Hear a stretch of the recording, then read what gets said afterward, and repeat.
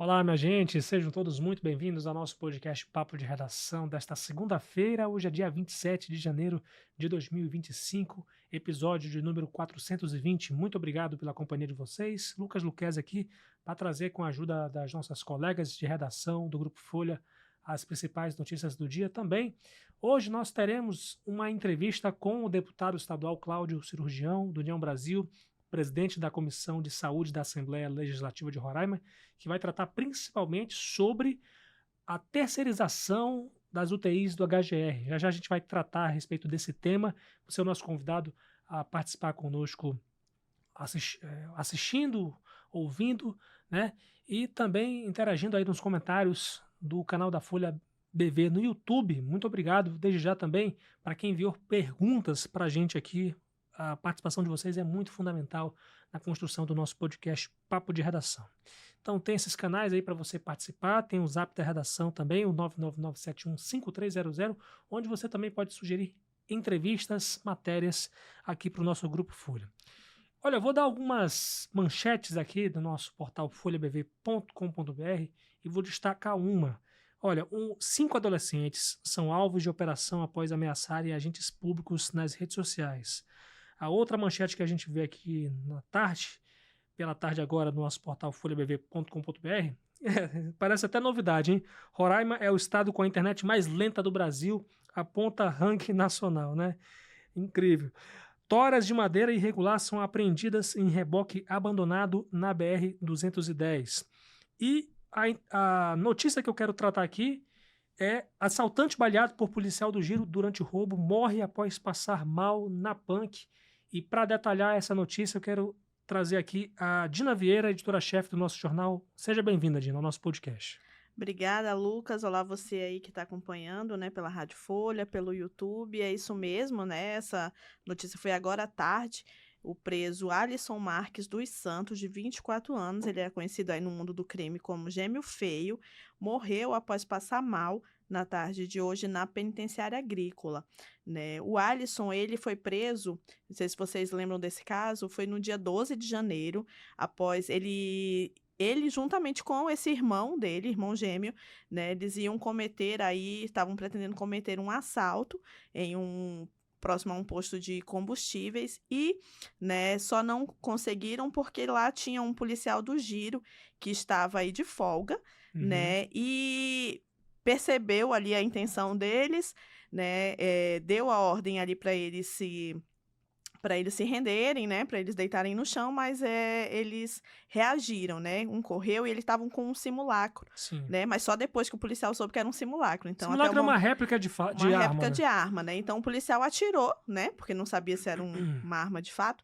atirou e um dos tiros pegou na mão do Alisson e logo depois um outro tiro, né, atingiu aí a região do pulmão do Alisson, inclusive ele chegou a ficar em estado grave, né, no HGR, nessa semana desse fato a gente fez inclusive matéria, né, a respeito desse policial, né, ele contando uma entrevista com ele, né, e hoje aí o Alisson ele estava, segundo informações obtidas, né, pela reportagem, ele ia receber atendimento médico, né, depois que teve alta do HGR, ele foi para a Punk e ele ia passar pelo atendimento médico quando ele começou a passar mal, teve convulsão, teria sangrado aí pelo nariz, né, e não deu tempo de ser socorrido, então ele morreu na Punk mesmo, né, e aí o Rabecão foi acionado, inclusive a gente conseguiu aí pegar imagens, né, você pode conferir lá no site, do Rabecão chegando aí no IML com o corpo do Alisson,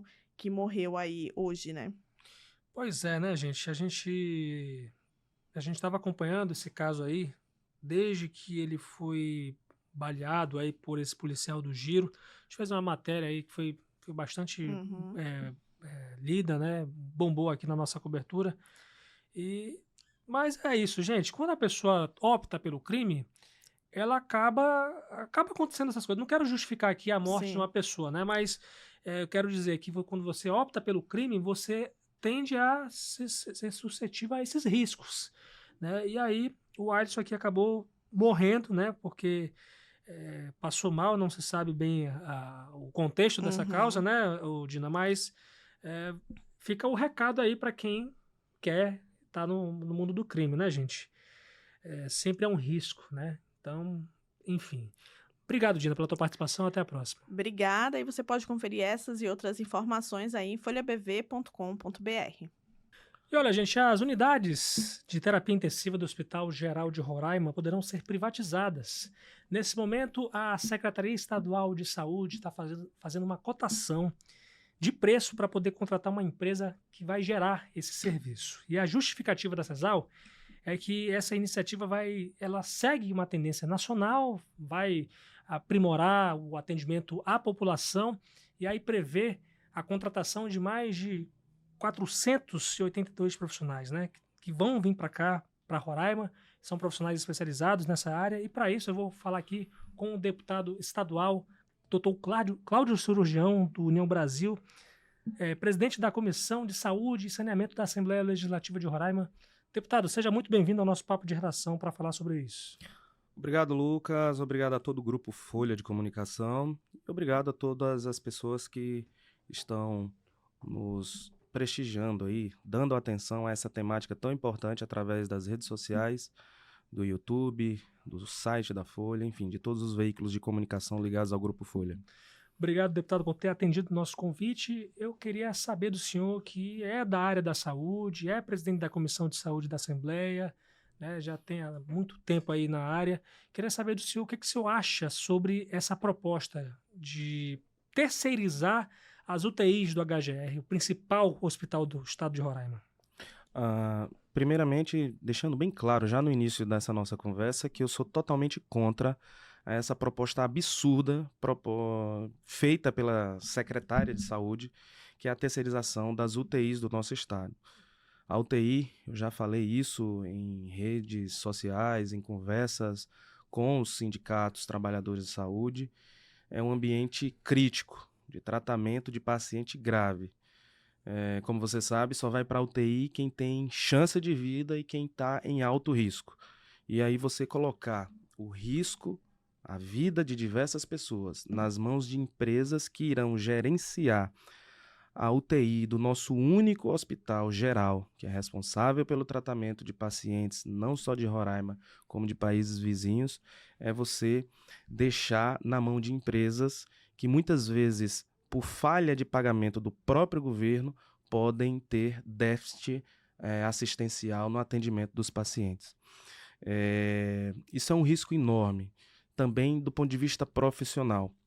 Um dos motivos que fixa um profissional, seja ele da saúde, da educação, da área jurídica, da área da segurança pública, a um local, um dos motivos da fixação é justamente a segurança trabalhista. A partir do momento que você gera um vínculo precário desse servidor, através de uma contratação por uma empresa, lembrando, empresa visa lucro. Para que ela tenha lucro, ela tem que reduzir custos.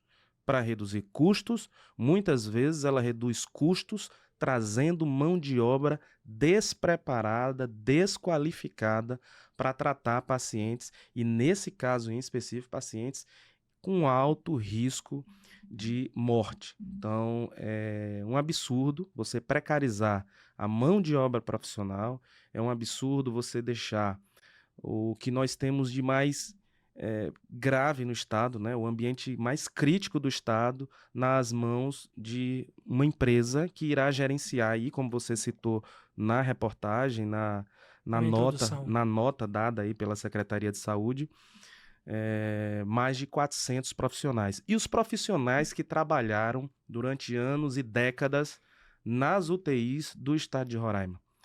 Toda a expertise, toda a qualificação que esses profissionais tiveram ao longo dos anos, isso vai ser deixado de lado? Vai ocorrer da mesma forma que houve com a ortopedia? Nós temos diversos ortopedistas concursados do estado, competentes, que foram deixados de lado para vir uma empresa de fora, que já teve problema com a justiça em Mato Grosso, fraude em licitação, e aí o governo do estado traz e deixa esses ortopedistas que são concursados, competentes, atuaram aí durante anos, décadas no estado, deixaram esses ortopedistas de lado para colocar uma empresa terceirizada de ortopedia. Te pergunto, a fila de cirurgia da ortopedia, ela está zerada? Não está zerada. Inclusive, mandei para o governador, há alguns dias atrás, um paciente que está internado há 47 dias no hospital, aguardando uma cirurgia. Então, a terceirização resolve o problema? Se você mantém um paciente internado no hospital e ele não tem critério de ir para a UTI, mas também não tem critério de ir para casa, o que ele precisa fazer é uma cirurgia, se recuperar ali 3, 4 dias e ir para casa. Por que é que esse paciente já está há mais de 40 dias, sendo que a terceirização é a solução? Se a terceirização fosse a solução, por que as empresas que fornecem alimentos para os hospitais públicos estão aí ameaçando paralisação de fornecimento de alimentos? Se a terceirização fosse a solução, por que o Hemoraima, né, o Hemocentro, que é responsável pela transfusão, a coleta de hemoderivados, por que hoje as empresas que fornecem insumos e reagentes lá para o Hemoraima também estão ameaçando tirar o fornecimento por falha de pagamento?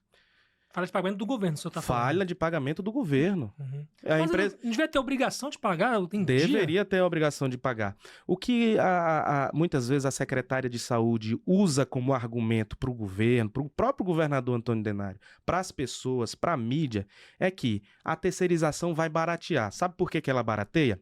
Porque ela contrata uma empresa, passa 5, 6 meses sem pagar, e aí só depois, quando tem uma repercussão pública, uma matéria midiática, um paciente grave, como teve um paciente indígena que precisava de um exame chamado CPRE, onde as empresas estavam sem pagamentos aí há mais de 10 meses, chegou no governador, foi que ela foi lá e pagou. Então, isso é que ela chama de economia, dá calote em empresa que presta serviço de saúde. Aí é fácil fazer economia. Você tira um profissional que é efetivo do Estado, que contribui para o Estado, para a saúde do Estado há 10, 15, 20 anos, contrata uma empresa de fora, a empresa presta um serviço de maneira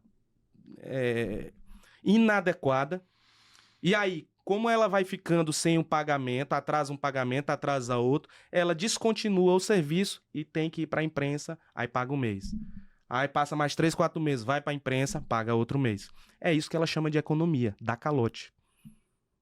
Então, assim, eu sou totalmente contra. Na UTI, nós não podemos, em momento algum, ter nem ameaça de descontinuidade de serviço. Não existe isso. Você até entende em momentos de pandemia, em momentos epidêmicos, quando você tem superlotação de leitos da UTI, quando tem desastres naturais, quando você tem catástrofes, quando você tem um capotamento de ônibus, um acidente aéreo, uma superlotação momentânea dos leitos de UTI. Mas você não pode ter ameaça de descontinuidade de tratamento de terapia intensiva. É o último patamar que o paciente tem para salvar a vida dele. E é isso que nós queremos preservar. A UTI tem que rodar leito, mas não tem que rodar profissional. É isso que eu procuro levar até a população. O que é uma UTI boa, Lucas? A UTI boa é aquela que trata um paciente de maneira eficaz em um menor tempo. Quanto menor tempo o paciente passar dentro da UTI e ele sair sem sequelas, com saúde, melhor é a qualidade dessa UTI. Porque quanto maior o tempo que esse paciente passar lá dentro, maior o risco de infecção hospitalar, maior o risco de complicações oriundas desse período prolongado de internação hospitalar. Quando você tem rotatividade de profissionais, hoje eu estou com um profissional. Daqui a um mês, a empresa deixou de pagar, porque deixou de receber do governo. Aí o profissional que trabalha lá no Rio Grande do Sul, ele deixa de vir para Roraima. O cara que trabalha lá em São Paulo, ele deixa de vir para Roraima. Aí o que é que a empresa faz? Não tenho mais o profissional. Eu vou pegar qualquer um aqui e botar aqui para dizer que está no plantão, só para cobrir o plantão. Tem médico lá, mas o cara não tem especialidade. Tem enfermeiro, mas o enfermeiro nunca trabalhou numa UTI, só trabalhou em unidade básica de saúde. Tem fisioterapeuta, mas o fisioterapeuta não sabe nem mexer no ventilador mecânico. É esse tipo de assistência que a Secretaria de Saúde quer trazer para as UTIs do nosso estado e nós vamos lutar incansavelmente, do ponto de vista jurídico, acionar os órgãos de controle, Tribunal de Contas, mostrar que não tem lógica, inclusive legal, que eu vou mostrar aqui para vocês, de contratação de empresa terceirizada, visto que na Lei 1439 de dezembro de 2020, ela fala sobre a terceirização, no artigo 11. Só que no inciso 1º e 2º tem 2 detalhes que eu acho que a secretária não observou, porque ela está atropelando aí sem respeitar o devido processo legal de uma lei estadual. Olha lá. Fica autorizada ao Poder Executivo a terceirizar procedimentos e serviços de saúde para pessoas jurídicas e ou físicas através do procedimento licitatório nos seguintes casos. Aí eu te falo aí o inciso 1º. Quando da inexistência de parque tecnológico adequado para a realização de procedimentos nas unidades de saúde da rede pública estadual. Você terceiriza quando você não tem UTI. Então você está apontando aí as condições que seria feita, né? Você só pode terceirizar, está dito na lei, artigo 11, inciso 1º, que você vai terceirizar quando você não tem o parque tecnológico. Então o Estado não tem esse requisito. Não tem. Já morre aqui essa intenção da secretária já no inciso 1º do artigo 11 da lei. Então, assim, hoje a nefrologia, a hemodiálise é terceirizada. Por quê? Porque nós não temos um parque tecnológico no HGR para fazer, do próprio Estado, para fazer hemodiálise. O cateterismo, ele é terceirizado. Por quê? Porque no HGR não tem o parque tecnológico para fazer cateterismo. A CPRE, que é esse exame que eu acabei de falar para você, que serve para desobstruir o canal da bile, serve para, inclusive, fazer biópsia de tumores ali do pâncreas, do próprio canal da bile, até da parte inicial do intestino. É um exame essencial. Hoje não faz. No HGR, o que é que você faz? Terceiriza. Hoje, dia 27 de janeiro, nós ainda não temos radioterapia em Roraima.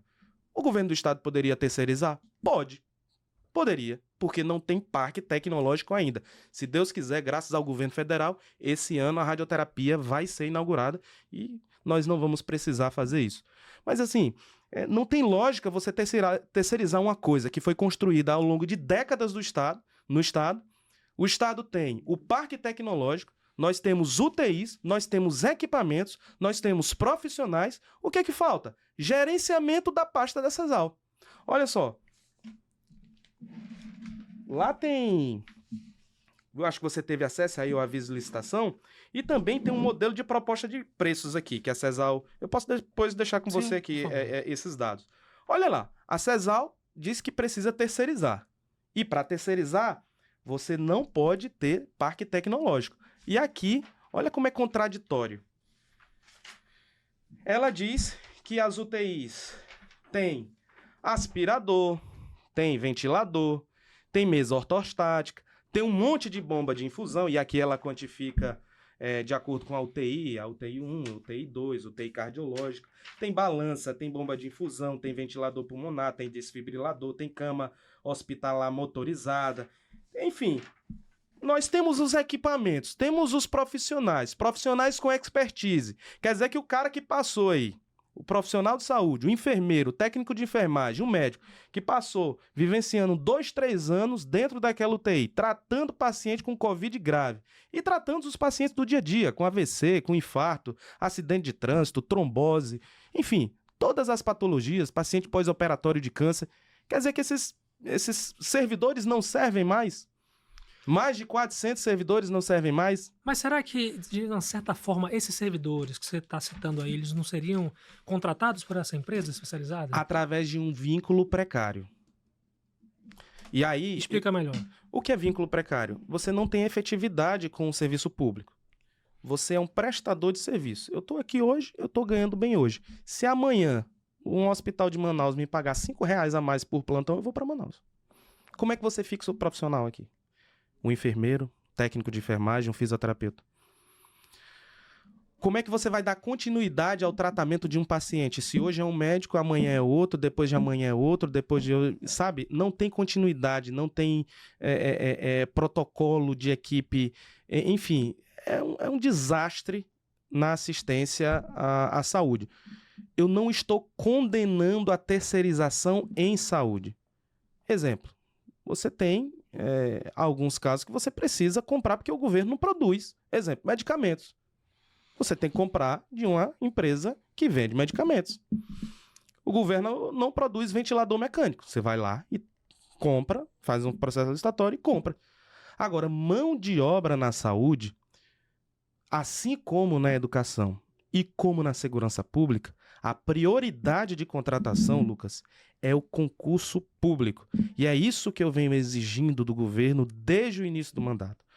O concurso público é a forma mais efetiva, mais democrática e mais eficaz para vincular o servidor à rede estadual, seja de saúde, educação, segurança pública. Você vincula o servidor, você tem que fornecer, claro, incentivos para melhoramento, aprimoramento, aperfeiçoamento ao longo dos anos, coisa que a Secretaria de Saúde não faz, né?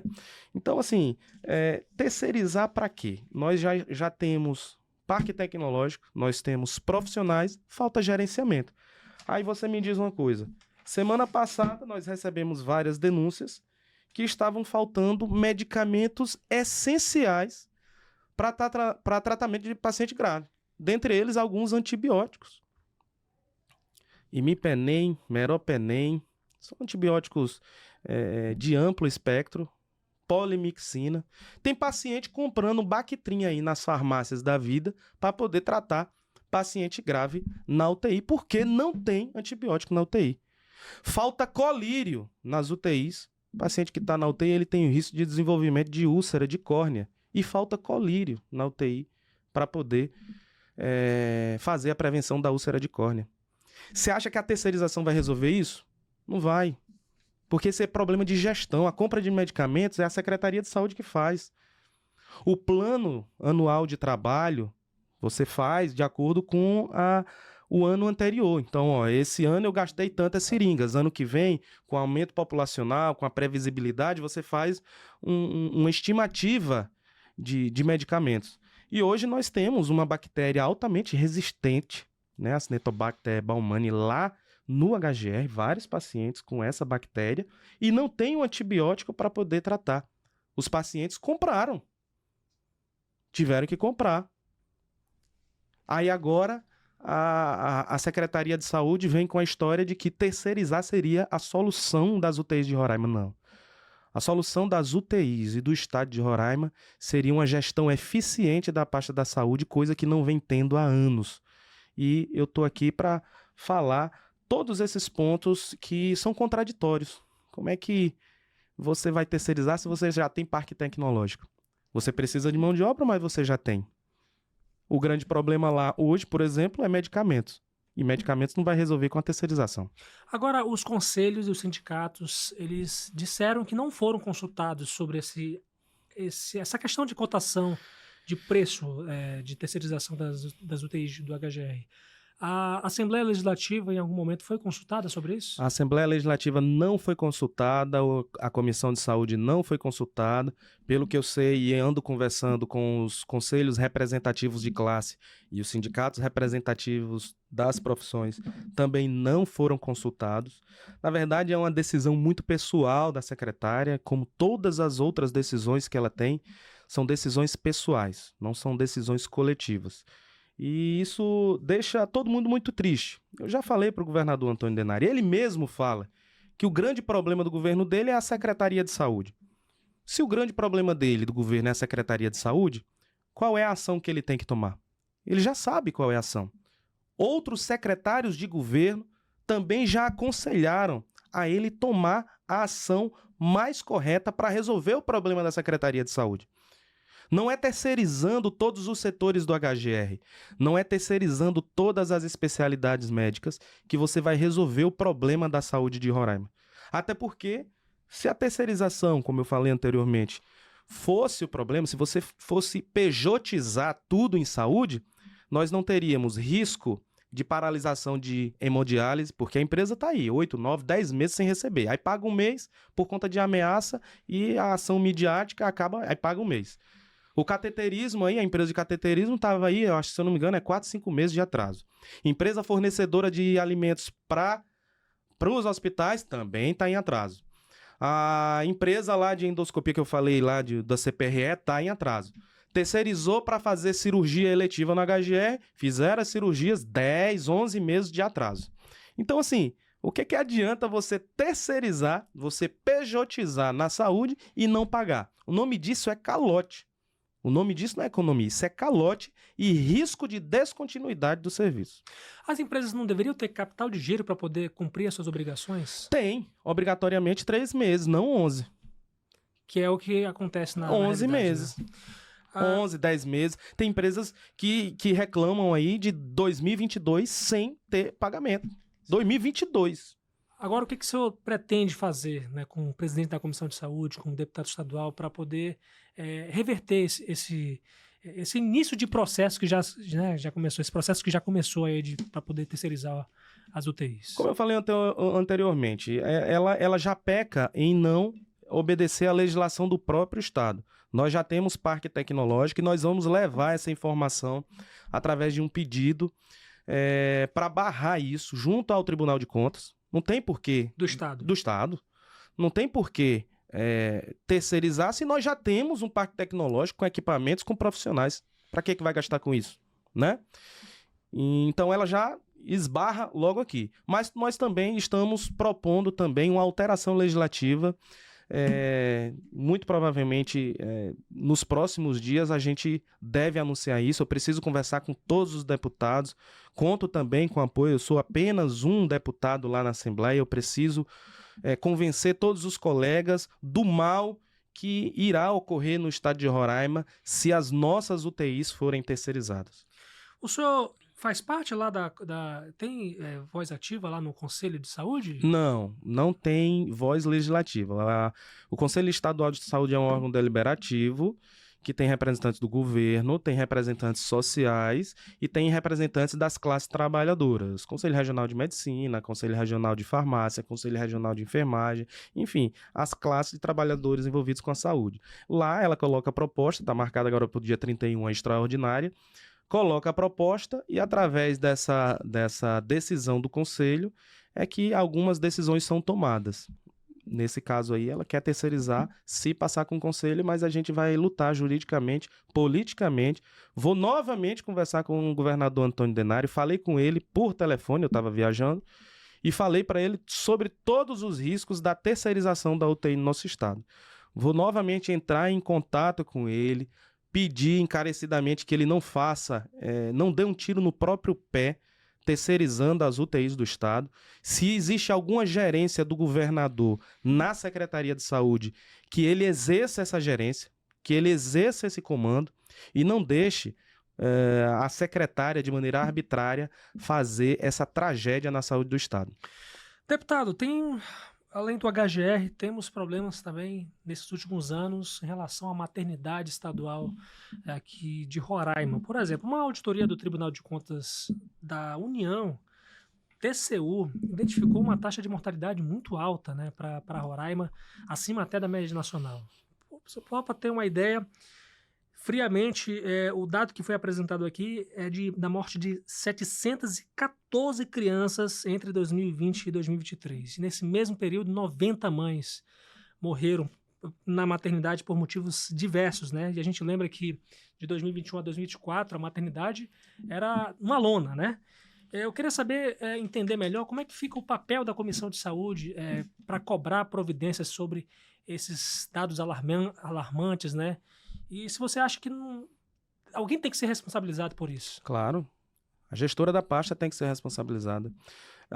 Desde o início do nosso mandato, nós fizemos a fiscalização da maternidade, que chamavam de maternidade de lona. A estrutura realmente é de lona, mas eu vou te dar um relato pessoal aqui, Lucas. Eu sou médico e fui cirurgião, fui aluno da Universidade Federal, sou professor e fui cirurgião nessa maternidade antiga, que foi revitalizada, reformada. A estrutura que nós tínhamos nessa antiga aqui, na antiga, não na reformada, era pior do que a que pejorativamente chamaram de hospital de lona. Claro que a ambientação lá não é a mais adequada possível, mas se comparando com a maternidade antiga que nós tínhamos, com a provisória de lona, como é chamado, a estrutura lá, eu operei nas duas maternidades, operei nessa e naquela. Na outra lá, o centro cirúrgico era melhor do que a antiga. E aí nós tivemos, através do vice-governador Edilson Damião, porque essa obra da maternidade aqui estava sobre a tutela e o gerenciamento da Secretaria de Saúde. A Secretaria de Saúde perdeu verba federal, que era para finalizar a obra, e por isso que a obra atrasou, e diversos motivos.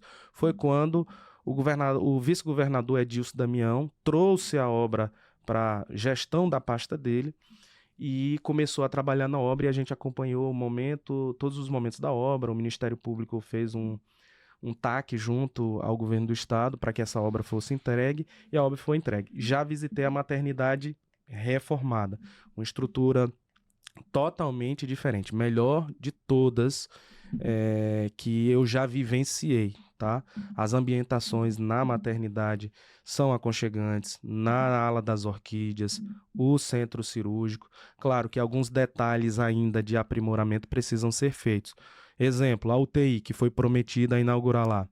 Nós estamos até agora aguardando, e você falou sobre mortalidade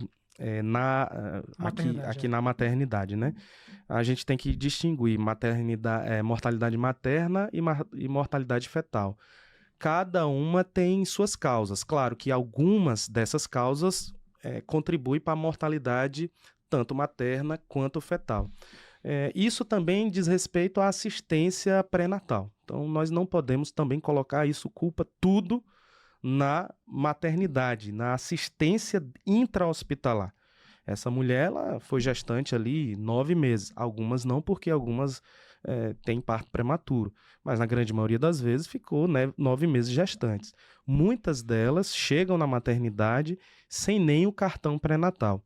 E quando chega com cartão pré-natal, sem fazer os exames, sem ter feito todas as consultas, sem ter feito ultrassom, sem ter feito ultrassonografia morfológica. Inclusive é um projeto de lei meu que eu fiz na Assembleia Legislativa, que já é lei, que obriga a fazer a ultrassonografia morfológica para avaliar a formação dos órgãos desse bebê. Então, são diversos fatores que contribuem para a mortalidade materna e fetal. Infecção,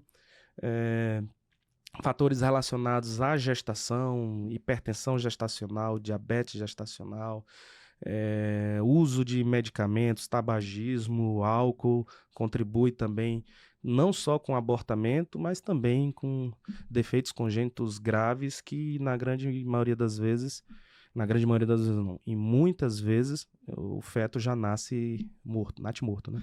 Deputado, tem umas perguntas que a gente recebeu dos nossos internautas aqui, inclusive 3 de um ouvinte que não se identificou, mas ele perguntou o seguinte, eu acho que até essa pergunta devia ser direcionada para o governo, inclusive, mas vamos lá, se você puder responder. Sabe se tem previsão de contratações mais estáveis para a área médica? Exemplo, concurso seletivo, você acha? Você sabe a informação? O governador nem fala sobre isso. Eu cobro isso desde 2023. Não há um estudo, um levantamento. Olha, eu pedi da Secretaria de Saúde, que me deu com atraso o quadro de servidores da CESAL. Tem muitos seletivados e o governo vem renovando seletivo aí. Pelo menos, se eu não me engano, há 3 anos vem renovando seletivos aí para enfermagem, para médico, para técnico de enfermagem, gerando um vínculo precário. O que é vínculo precário? É aquele vínculo que você não tem segurança se vai estar amanhã, ano que vem, se mudar o político, se mudar a gestão. Então, assim, não traz estabilidade para o servidor, não traz estabilidade para o serviço público. E eu te falo dos riscos desses seletivos rotineiros que o governo traz. Um enfermeiro, um técnico de enfermagem que entra no seletivo hoje, ele começa a trabalhar na UTI, ou no centro cirúrgico, ou então no ambiente de trauma, de emergência. Às vezes ele não tem tanta experiência. Ele vai desenvolvendo a experiência com o tempo, com os outros profissionais, se aprimorando. Quando chega com 6, 8 meses, ele vai lá, daqui a pouco vai renovar o seletivo ou não, ele pode ser demitido. Então você perdeu a experiência de todo esse profissional ao longo de 6 meses, 1 ano, quando chega no outro ano, novo seletivo. Então, estamos cansados já disso, né? Nós, profissionais de saúde, eu falo em nome dos profissionais de saúde que me relatam, os sindicatos, os conselhos, e o que nós precisamos no Estado é de estabilidade, uma estruturação do Estado ao longo da linha do tempo, para que a gente tenha segurança de tratar os nossos pacientes, não de maneira momentânea, mas ao longo da linha do tempo. Chega desse negócio de ficar fazendo mutirão de cirurgia toda hora. Não, você tem que fazer cirurgia sempre, porque sempre vai ter apendicite, sempre vai ter problema de vesícula, sempre vai ter paciente acidentado, o trânsito, a violência urbana, sempre vai ter câncer, sempre vai ter infarto, sempre vai ter AVC. Então o serviço ele tem que ser contínuo, sabe? Claro que em períodos epidêmicos, pandêmicos, a história muda. Tudo muda em período epidêmico e pandêmico. Mas, de maneira geral, a gente precisa de uma estruturação do serviço público de saúde. E a prioridade, se para tratar a gente precisa de gente, nós precisamos ter, de maneira urgente, um concurso público para fixar servidores na área da saúde. Tem outra pergunta que a gente recebeu aqui, de um internauta que não se identificou. Qual é o posicionamento quanto ao atraso de pagamentos dos médicos que prestam assistência via pessoa jurídica? Que eu acho que você até citou um pouco aí sobre pejotização. Né? Qual é o seu posicionamento sobre esse atraso de pagamentos e o que pode estar sustentando essa decisão do governo estadual, né? Que já de algum tempo está com esse negócio de pejotizar aí os profissionais? Eu sou totalmente contra a pejotização, como eu te falei. Quando você não tem o profissional, você contrata temporariamente, de forma terceirizada, mas de maneira pontual. Olha, para eu fechar uma escala de cardiologistas, eu preciso, exemplo, de 10 cardiologistas. Mas no estado, no quadro efetivo, eu só tenho 5. Eu vou lá e contrato mais 5 através de um contrato temporário, mas eu já tenho que planejar um concurso público para 6 meses ou 1 ano. Eu não posso ficar com esse servidor podendo sair do estado a qualquer momento, porque senão minha escala de cardiologia fica vazada. E aí o que é que o estado fez? Você não tinha quantidade de médicos suficientes no quadro efetivo para cobrir as escalas de plantões. O que foi que o estado fez? Foi contratando as pessoas através de empresas. Novamente, que eu estou te falando.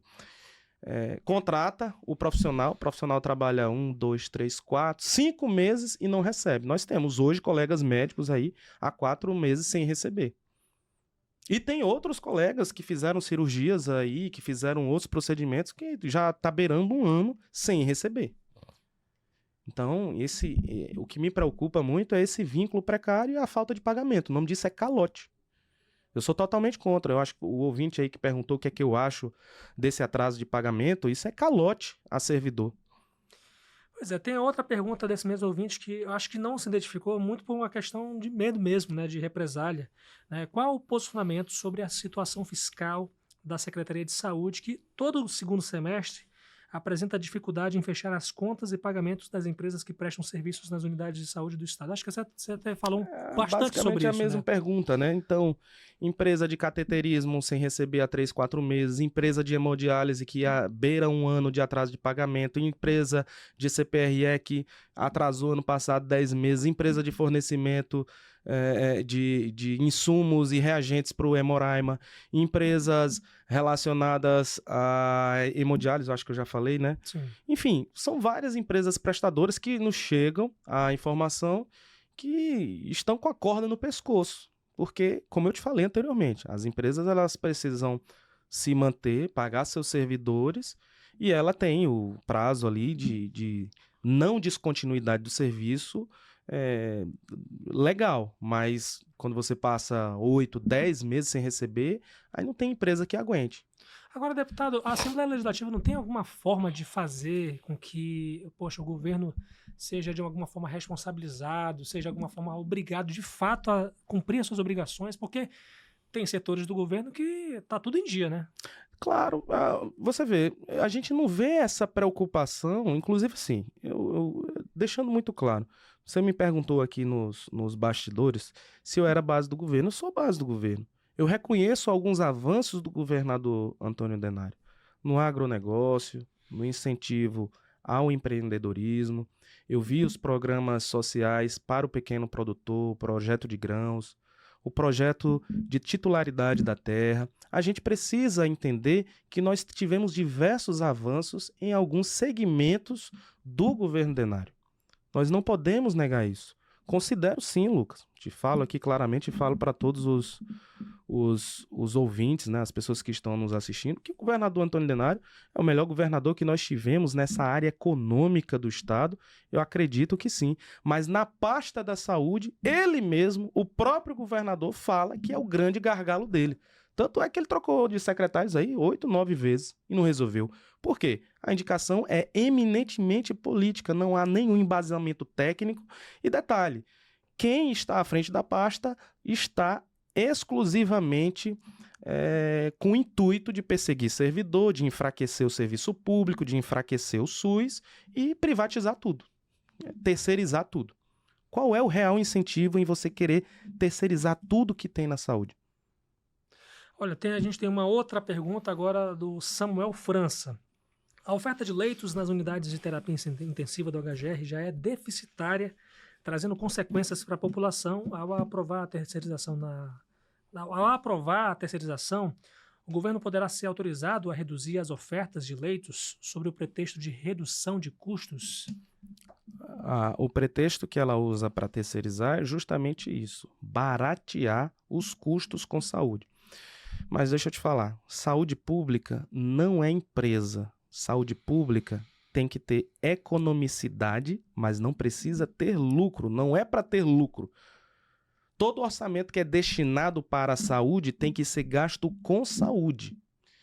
A partir do momento que você privatiza, você terceiriza um setor, aquele setor, a empresa que está gerenciando aquele setor, ela vai querer lucrar. Ela é uma empresa. Por que você, um profissional liberal, vai querer prestar serviço para o governo? Porque o governo é bonito? Não, porque você quer ganhar dinheiro. Não é assim? É o mesmo princípio da empresa. A empresa ela vai prestar serviço para a UTI. Pretende prestar serviço para a UTI. Mas como toda empresa, ela visa o lucro. E para que ela tenha lucro, ela tem que reduzir custos. E pode estar incluso também a redução da qualidade assistencial, colocar, enfim, tudo que puder reduzir os custos para poder essa empresa ter lucro, ela vai fazer, como qualquer outra empresa. Deputado, o senhor já está no segundo ano de mandato. Segundo ano de mandato, primeiro mandato. Pois é, e eu queria saber do senhor, que o senhor já tem pretensão para 2026, se você vai seguir, quem sabe, tentar uma reeleição no próximo ano, você já tem perspectiva para ano que vem?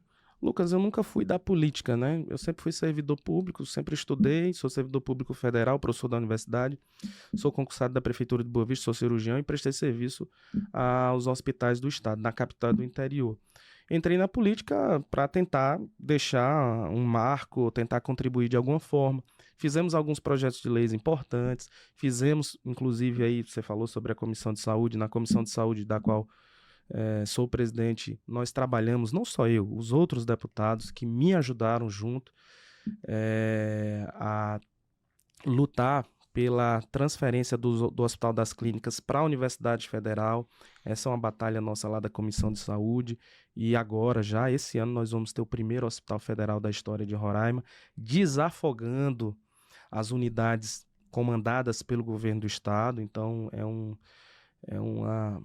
uma demanda, né? Era algo que a gente sempre quis. Na Universidade Federal, eu, enquanto ex-aluno da faculdade, professor da faculdade, sempre quis ter um hospital vinculado à Universidade Federal. E agora, como deputado, como servidor também, e como usuário do SUS, sou usuário do SUS também, é importante que o governo federal tenha uma interferência direta, comande diretamente um hospital aqui no estado e vai ser comandado pela EBSER, que é uma empresa, só que é uma empresa estatal. E para entrar nela tem que fazer concurso público. É diferente dessa outra empresa que querem trazer aí para terceirizar as UTIs. Lá em 2022, quando o senhor foi se candidatar a deputado estadual, o que deu na cabeça aí para poder, eu vou tentar na política? Qual foi o start para o senhor? Vendo todos os problemas, principalmente da área da saúde, as pessoas começaram a me incentivar. amigos, pacientes. Doutor, por que que demora tanto a fazer uma tomografia? Por que que demora tanto conseguir um leito de UTI?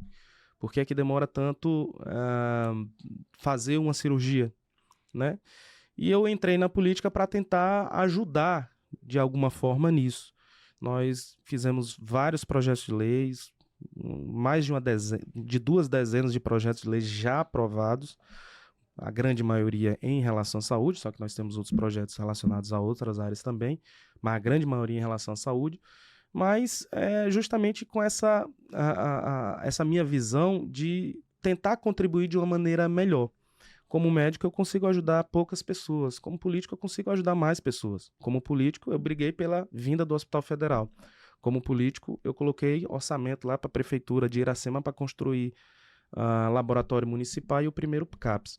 Coloquei recurso lá para o Hospital de Rorainópolis para botar endoscopia e colonoscopia. Como médico, eu nunca ia fazer isso. Como político, eu estou destinando os recursos. Inclusive, lá de Rorainópolis, esses aparelhos de endoscopia e colonoscopia eram para ter sido comprados até dezembro do ano passado. Aí, por falha na gerência da pasta, na CESAL, não compraram os equipamentos. Mas o governador prometeu, inclusive tem um vídeo gravado aí, que esse ano, no orçamento de 2025, ele vai comprar os equipamentos, que foi orçamento, foi emenda destinada por mim, lá para o Hospital de Rorainópolis, R$600 mil, ele prometeu que vai cumprir agora esse ano. Bora ver se cumpre, né? O senhor acha que está cumprindo o seu papel como deputado estadual? Era o que o senhor esperava? Ou o senhor acha que realmente precisa contribuir mais? Qual é a sua avaliação pessoal? Olha, eu tenho trabalhado incansavelmente. Algumas lutas nós vencemos, outras nós perdemos, como tudo na vida. Então, tá aqui uma outra batalha que eu vou enfrentar, né? Que é justamente lutar para barrar essa terceirização da UTI. Se eu vou sair vitorioso, eu não, o povo de Roraima vai sair vitorioso nessa luta, nós não saberemos. Nós não sabemos os artifícios que a atual secretária vai utilizar para poder terceirizar as UTIs. Mas nós vamos trabalhar. O que eu me comprometi com o povo de Roraima foi trabalhar incansavelmente. E é o que eu venho fazendo ao longo desses 2 anos de mandato. Você me perguntou anteriormente se em 2026 eu sou candidato. Ao final desse ano, início do ano que vem, eu vou fazer um balanço de tudo que eu contribuí para o Estado. Pelas lutas pela saúde, o que eu consegui levar para os interiores em termos de estruturação dos serviços, e aí, novamente, principalmente a saúde. E ao longo do ano que vem, eu vou decidir. Se eu achei que ao longo do meu mandato eu contribuí de alguma forma com o povo de Roraima, eu posso vir candidato novamente, possivelmente como deputado estadual. Se eu achar, e aí não é uma decisão só minha, eu tenho que conversar com minha família, com meus amigos, com as pessoas que me apoiaram, que me incentivam. Se a gente decidir que não vai ser candidato, eu volto para os meus concursos públicos, volto a trabalhar normalmente, continuo atuando como médico. Mas assim, eu estou gostando da política, estou gostando de lutar pelo povo. Claro que não é do dia para a noite. Nem tudo que a gente quer, a gente consegue do dia para a noite. E eu estou em um poder compartilhado, que é o poder legislativo. Eu penso isso em relação à terceirização das UTIs. Mas pode existir algum deputado que pense diferente de mim. Eu vou entrar no convencimento, vou conversar com todos os colegas, vou ligar, conversar com todos eles para mostrar os pontos negativos de uma terceirização. Se eu vou convencer ou não, vai depender muito do meu poder de convencimento e do poder de entendimento da pessoa que vai receber essa minha notícia, essa minha discussão sobre o tema. Deputado, o senhor é médico, né? Sou médico. Aí o senhor é professor também? Sou professor do curso de medicina da universidade. Pois é, então o senhor tem, além de deputado estadual, como é que o senhor consegue se conciliar tantas funções? Aí assim, dos concursos públicos, eu sou afastado por lei. Ah, sim. Aí eu peço licença, sem remuneração, e eu fico lá trabalhando como deputado. E eu atuo como médico no privado, normal, né? Aí, se em algum momento eu deixar de ser deputado, eu volto lá para os meus concursos, de professor na universidade e de médico lá na Prefeitura de Boa Vista, cirurgião. Tá certo. Olha, gente, eu falei aqui com o deputado estadual, o Dr. Cláudio Cirurgião. Ele é presidente da Comissão de Saúde e Saneamento da Assembleia Legislativa. Muito obrigado, deputado, por ter aceitado o nosso convite, ter vindo aqui e deixar sempre a porta aberta para o senhor para voltar mais vezes para a gente falar sobre outros assuntos aí que sejam de relevância para o nosso povo. Eu que agradeço a oportunidade, um canal com ampla adesão, com ampla aceitação na comunidade. Uma conversa, apesar do tema ser bem polêmico, pesado, mas eu me senti muito à vontade aqui, estando à sua frente, Lucas, você que é um excelente comunicador, que vem se destacando na comunicação em Roraima, e agradeço novamente a oportunidade, ao Grupo Folha, e estou aqui sempre à disposição a prestar esclarecimentos do nosso mandato, da política roraimense e também, principalmente, em relação à saúde pública do nosso estado. Muito obrigado, deputado. Agradecer a você também que acompanhou o nosso podcast até aqui. Qualquer coisa, tem o nosso zap da redação, o 999715300 e a seção de comentários do canal da Folha aberta para você no YouTube, para você interagir conosco. Siga as nossas redes sociais, a Folha BV está no Instagram, no Facebook, no X, no YouTube. Rádio Folha BV no Instagram, Folha FM 100.3 no Facebook e no YouTube. E eu tô lá no Instagram como Lucas Luquezzi. Que Deus abençoe vocês. Até amanhã às 6 da tarde aqui no Grupo Folha, se Deus quiser.